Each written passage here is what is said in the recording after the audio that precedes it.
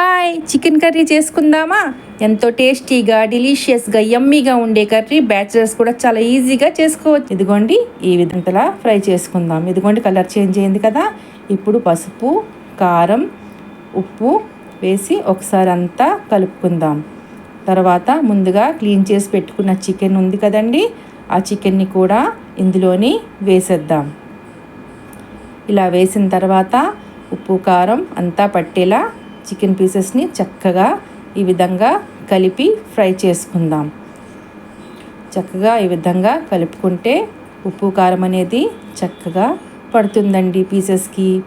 తర్వాత ఇలా కలిపిన తర్వాత ఒక 10 నిమిషాలు సిమ్లో పెట్టి బాగా వేగనిద్దాం చికెన్ని. ఇదిగోండి, ఇలా మూత పెట్టాను కదా. 10 నిమిషాల తర్వాత చూడండి, చికెన్ చక్కగా వేగింది కదా. ఇప్పుడు మనం ముందుగా సిద్ధం చేసుకున్న మసాలా ముద్ద తయారు చేసాం కదా మిక్సర్ జార్లోని, అది కూడా ఇందులోని ఇప్పుడు వేసేద్దాం. ఈ విధంగా మసాలా ముద్దని వేసేద్దాం. వేసి ఒకసారి అంతా చక్కగా కలుపుకుని వాటర్తోనే చికెన్ పీసెస్ అనేవి చక్కగా కుక్ అవ్వాలి. ఇంకా ఎక్స్ట్రా వాటర్ అనేది వేయనవసరం లేదు.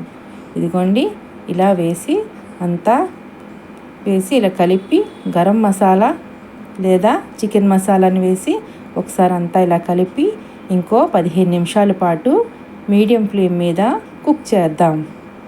అప్పుడు చికెన్ బాగా కుక్ అవుతుందండి. ఇదిగోండి, ఇలా మూత పెట్టి ఓ 15 నిమిషాల తర్వాత very tasty and delicious curry ready అయ్యిందండి. మీకు నచ్చితే లైక్, షేర్, సబ్స్క్రైబ్ చేయండి. మీరు చేసిన తర్వాత కామెంట్ రూపంలో మీ అభిప్రాయం తెలియజేయండి. Like, share, subscribe.